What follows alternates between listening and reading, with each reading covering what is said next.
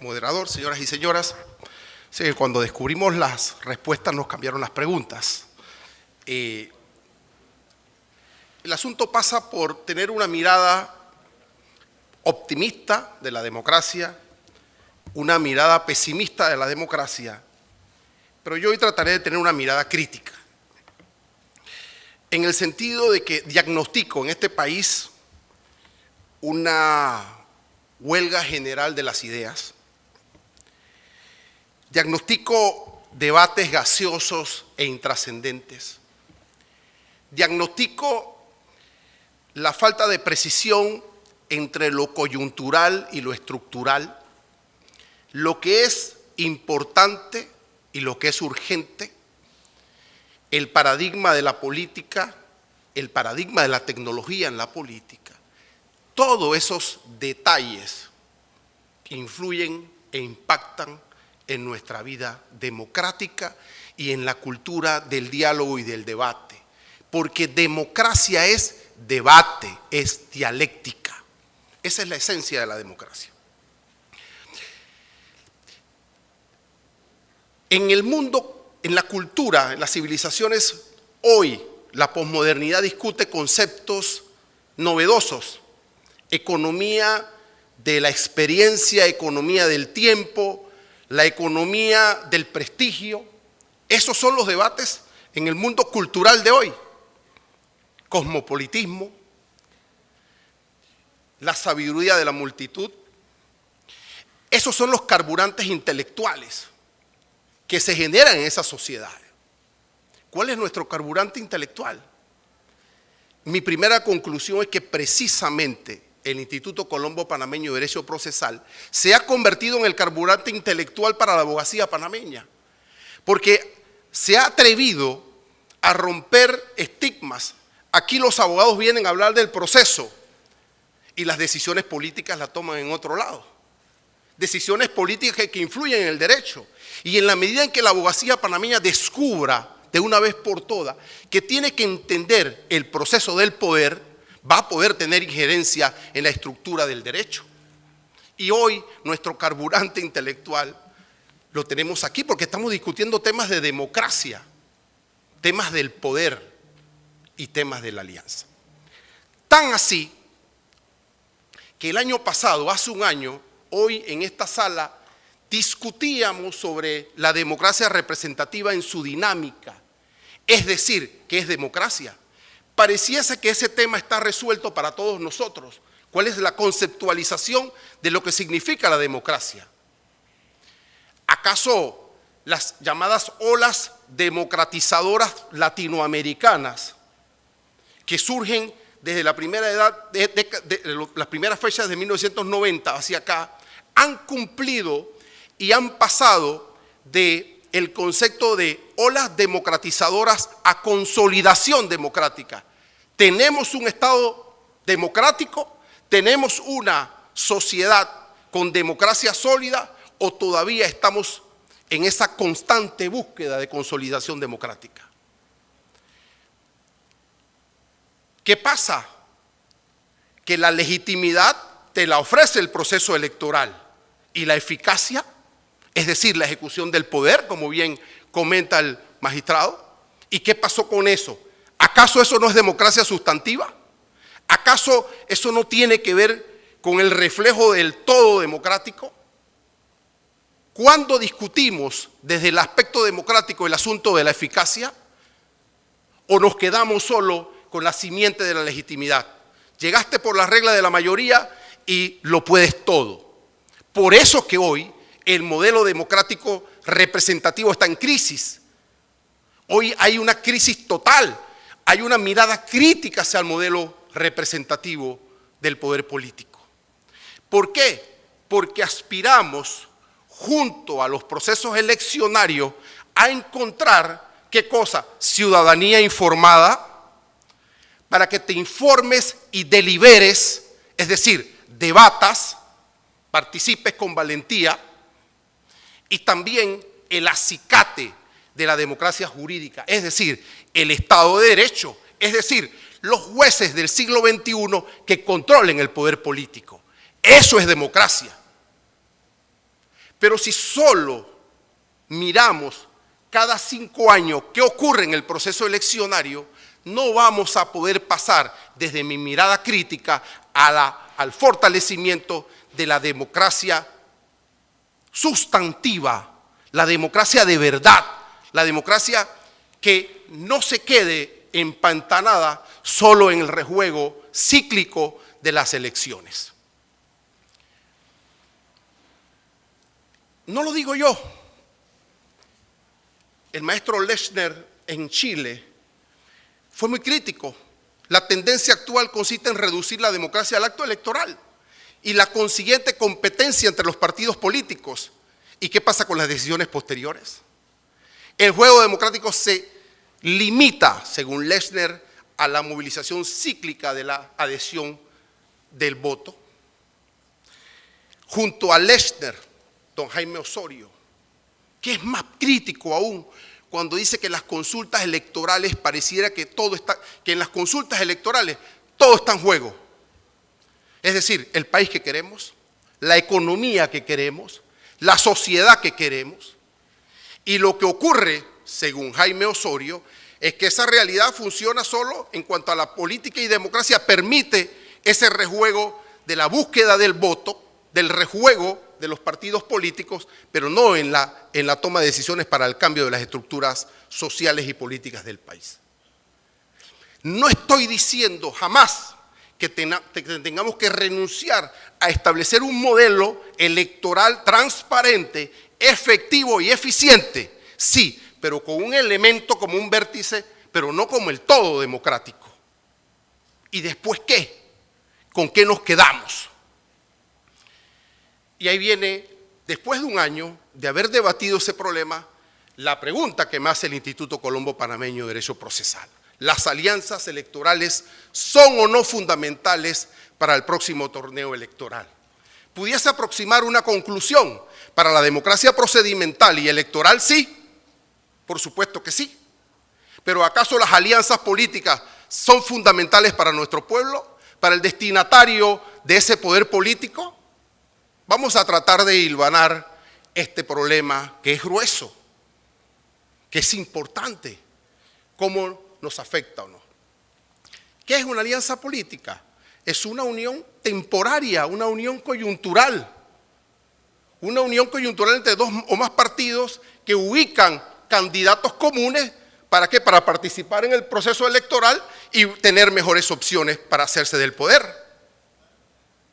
Yo creo que esa concepción es muy pasiva. Pudiésemos estar de acuerdo con el sentido de lo que representa una alianza política, que es coyuntural, que genera candidatos en común y por supuesto que es formal, porque el Tribunal Electoral establece las reglas del juego, las condiciones formales para materializar dichas alianzas. Alguien dirá, ¿qué hace un abogado hablando de alianzas políticas cuando nunca se ha sentado en una mesa a aliarse con nadie? Y entonces yo, que soy un teórico, estudioso de la política, cito a Weber, y Weber dice, con el perdón de los políticos profesionales o de los profesionales de la política, cuando los clasifica en el político que vive para la política, es decir, porque abraza un proyecto positivo para su sociedad, o un político que vive de la política que tampoco es peyorativo, porque se convierte en un profesional de la ciencia y vive de eso. No está mal. No estoy hablando de la finalidad, estoy hablando de su calidad y de su categoría. Pero que conocen, que han lidiado históricamente los aspectos centrales de las alianzas. ¿Qué se habla allí? ¿Qué se dice allí? ¿Por qué? ¿Por qué no? ¿Por qué esto sí y por qué no? Pero me atrevo como un observador crítico a lanzar algunas hipótesis sobre las alianzas en Panamá. Alianza de 1994, yo la caracterizo por la coyuntura histórico-política, en el que el clivaje, o sea, la viga central de las alianzas, desde mi punto de vista, tenían que ver con los partidos relacionados con el régimen militar, con la dictadura militar y con los partidos vinculados a la democracia. Los que se habían rozado con el régimen militar llamaban a su seno a esas alianzas y el resto se iba para el otro bando. Clivaje que se determinaba en función de la dictadura militar. 1994, 1999. Alguien preguntará, pero ya había pasado el régimen dictatorial. ¿Por qué en la década del 90 se mantuvo los bloques con esa misma lógica? Porque no hubo cambios, salvo la llegada de los grupos económicos y financieros en el poder que se enquistaron en las estructuras de los partidos políticos. Pero el clivaje relacionado con los partidos vinculados al régimen militar en el pasado se mantenían en las alianzas. Quizás no era posible o era un cuerpo extraño en la década del 90 localizar, identificar a un partido que había luchado en contra de la dictadura, en este caso aliándose con el PRD. Eso pareciese que no era posible en ese momento. ¿Qué pasa en el 2004? El partido PP se pasa y hace alianza con el PRD. Se rompe entonces el clivaje de los partidos relacionados con la dictadura militar. Y yo pudiese proponer la idea del pragmatismo político. ¿Cuál es mi base de membresía? ¿Cuál es mi fortaleza política? ¿Y cómo estoy en ese momento frente al proceso electoral? Necesito aliarme con un partido fuerte que logre mi subsistencia. Entonces, desde mi punto de vista, desde mi mirada, puede ocurrir que en la alianza intervenga el factor del pragmatismo político. Necesito subsistir, porque en el camino de los 90 llegaban y se iban partidos políticos que no tenían esa estructura para subsistir. Y allí, en el 2004, cuando usted revisa, van a encontrar dos bloques específicos, pero con la particularidad por primera vez que un partido históricamente llamado democrático, PP, se unía con el PRD. Ya en el 2009, entonces aquí está la sociología política. Aquí se rompe la hegemonía bipartidista, PRD, panameñismo. Se rompe y llega al cambio democrático y genera entonces interesantes uniones y alianzas en dos grandes bloques. Pero ahora regentado, uno por el Partido Democrático Liberal y PP, y el otro por el CIDI Molirena, panameñista y Unión Patriótica. Es a partir del 2009 que pudiesen los estudiosos de la ciencia política examinar el cambio de paradigma, el rompimiento del bipartidismo hegemónico y la llegada y posibilidad de alianzas de cualquier tipo. En el 2014, yo pudiese, porque los argumentos estaban centrados en la lucha contra la corrupción, gobierno-oposición, que pueden significar argumentos, lógicas para aliarse. Estamos en el gobierno, estamos en la oposición y podemos entonces sentarnos. Subsistencia de los partidos, lucha contra la corrupción. Se irrumpen en el torneo electoral de 2014 los llamados candidatos de libre postulación, que generan frescura, solo frescura, pero no tuvieron un impacto, una potencia en los resultados electorales y en la cultura política del país para examinar el fenómeno de la libre postulación. En el 2019, la última elección, sigo apostando al pragmatismo político de los partidos. Ya un Molirena se pasa con PRD, el tema del financiamiento de las campañas, con qué potencial económico goza la estructura para sostenerse en el proceso político y con qué cuenta un potencial aliado. Esos son discusiones y debates que están en la mesa. Los vínculos históricos de amistad. Yo no me voy a aliar con un enemigo. Usted se alía con los amigos. Entonces, esos vínculos que se van generando en la política, en el derecho, en el comercio, en la política, son éticamente posibles. Es más, es así. Usted conversa con los amigos con valentía, con ética. Es un elemento para sostener, para permitir, para provocar una alianza política, ¿no? Independiente versus partido, empezó a debatirse esto de que somos independientes, que no es lo mismo de libre postulación, por supuesto, y desaparece del ideario el debate ideológico. En este país no se habla de ideología, no es necesario, parece. Hoy Chile, hoy Argentina, hoy España hablan de esquemas ideológicos. Aquí no se habla porque, bueno, para nosotros nuestra cultura, alguien dijo, pero yo sí considero que es importante el tamiz ideológico que va a desembocar en el proyecto político, en el programa político de los partidos. Se puede concluir con algunos elementos para que ustedes pudiesen observar el fenómeno de las alianzas de esta mirada. Autoritarismo, democracia, que rindió hasta la década del 90, derecha e izquierda. Puede ser que se genere un debate a propósito de estas posiciones, gobierno, oposición, financiamiento de las campañas, lucha anticorrupción, puede ser un elemento que abrace a algunos grupos y algunos partidos para aliarse frente a ese fenómeno. El tamaño de la membresía de los partidos, ustedes han escuchado, mi partido tiene tantos, y entonces como tiene tantos, atrae, ¿no? Hay que bailar con esa dama de muchos miembros y tal. Los índices de popularidad del candidato influyen en las alianzas, la gente toma decisiones en función de ello. Los votos obtenidos en las internas, yo tengo estructura política dentro de mi partido político, yo llevo gente, yo mando gente, entonces eso atrae igualmente. Las relaciones de amistad se mantienen y la necesidad de derrotar a un candidato fuerte, esa también. Entonces, si escuchamos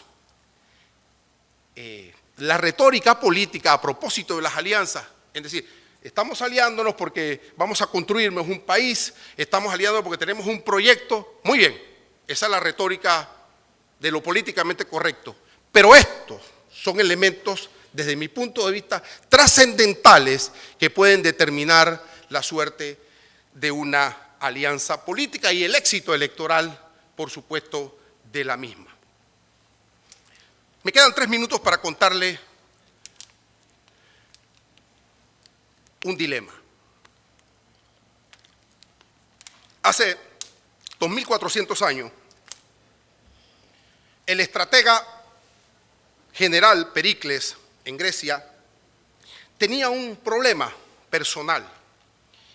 Su consejero, su amigo, Anaxágoras, estaba siendo investigado por la asamblea griega y Pericles era el jefe. Y Pericles pensaba, este es mi amigo, pero el bien público está aquí, ¿qué hago? ¿Qué decisión tomo? ¿Lo ayudo o lo dejo a la asamblea? Y Pericles llamó a Sócrates, y eso está en ese libro. Y le preguntó a Sócrates, aconséjame qué hacer. Tengo este problema con Anaxágoras. Es mi amigo, es mi consejero, pero tiene un problema con la asamblea. Y Sócrates le dijo, Pericles, acuérdate siempre que la amistad está por encima de la política. Y Pericles le dijo, entonces lo ayudo. Dice, pero también recuerda, Pericles, que la verdad está por encima de la amistad. Concluyo, si las alianzas están abrazadas, regentadas y sustentadas por la amistad, perfecto. Si también están sustentadas por la política, por la búsqueda del poder, eso está bueno. Pero que no olviden la verdad, bajo ningún concepto. Y la verdad es decirle a este país cómo vamos a construir un proyecto nacional que arrope, que llame, que convoque verdaderamente a las fuerzas sociales y políticas del país.